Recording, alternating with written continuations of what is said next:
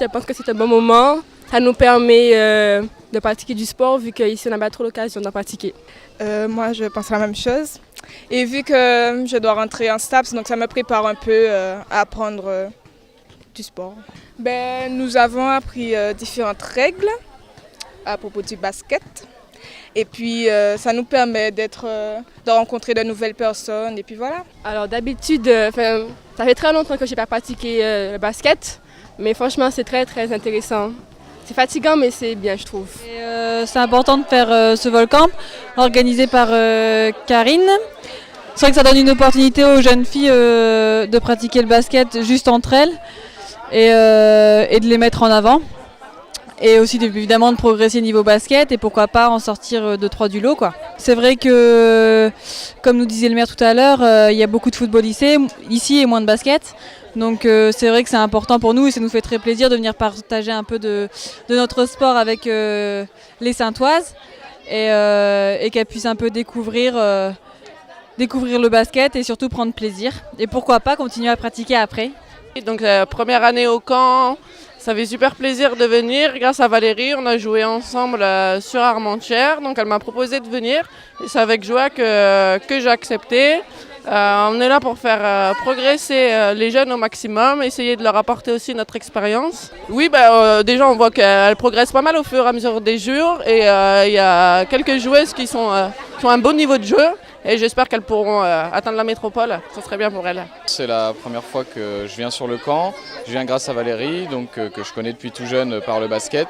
Donc pour moi c'était une expérience parce que j'allais essayer d'apprendre moi ce que je voyais du basket à ces jeunes-là et en retour ils me donnent aussi une expérience qui est assez particulière parce que oui on fait du basket mais dans un cadre qui est plutôt pas mal comme on peut le voir, donc c'est effectivement doublement intéressant. Effectivement, surtout sur les plus jeunes, on voit qu'il y a une grosse possibilité de progresser.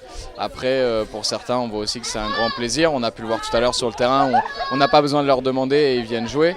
Donc c'est vrai que c'est une manière pour eux de s'exprimer avec le basket. Donc c'est vrai que de plus en plus, les jeunes ont autre chose à faire. Ils vont sur Internet, la télé. Donc de les voir dans un gymnase, nous, c'est ce qu'on préfère.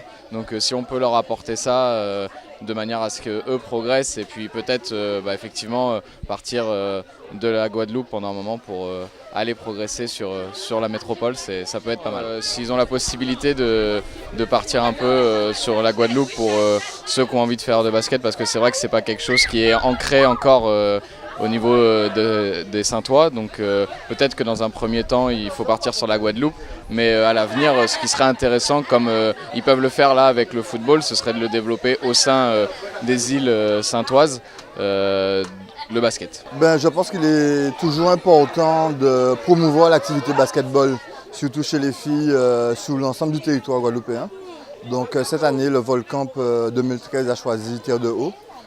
Très bon accueil de la collectivité et puis ça se passe très bien et ça permet surtout aux campeuses qui n'ont pas la possibilité de venir au sein tout le temps, de découvrir l'île en même temps. L'année prochaine, on va réfléchir pour trouver en tout cas une activité, un espace, une activité toujours attrayante pour justement rendre le club, le camp le plus attractif possible. La Guadeloupe a du potentiel en tout cas.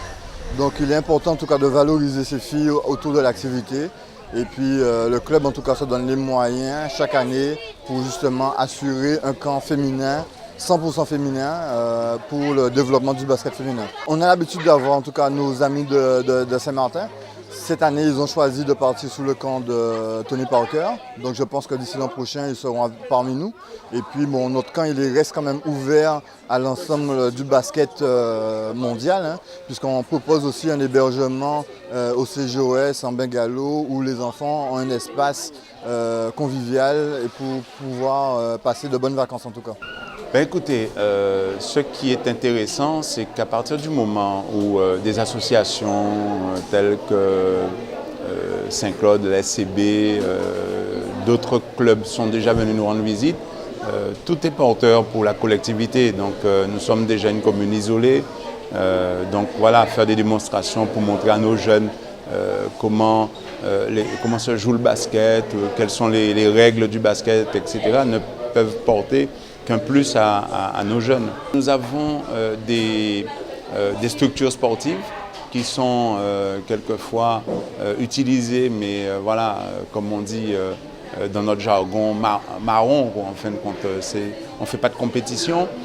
Et je l'ai expliqué tout à l'heure, la compétition est déjà très difficile pour la collectivité parce qu'il y a le transport bateau, mais il y a aussi le transport par bus.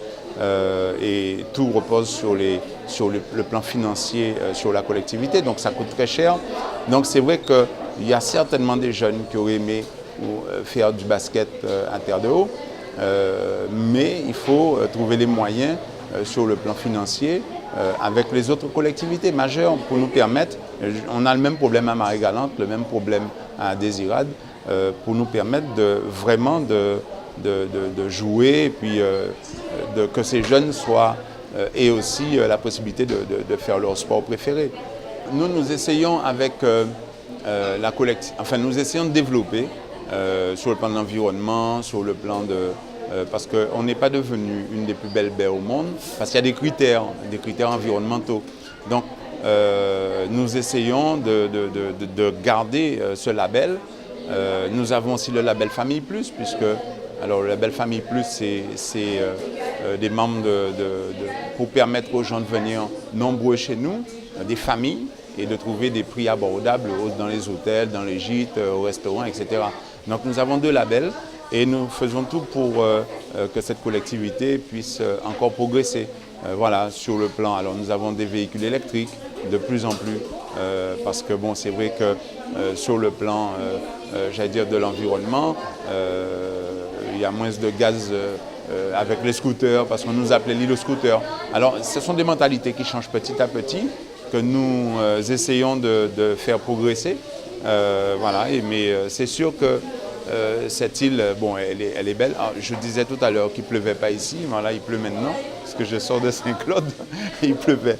Donc, mais c'est vrai que c'est une île qui a un devenir, un avenir sur le plan touristique. Nous mettons petit à petit tous les jalons, les bouées de mouillage, le marché aux poissons, des services techniques adaptés, voilà, des centres sportifs, le centre de préformation que nous voulons réaliser, des structures sportives, une place du plan d'eau où on peut faire de belles manifestations culturelles.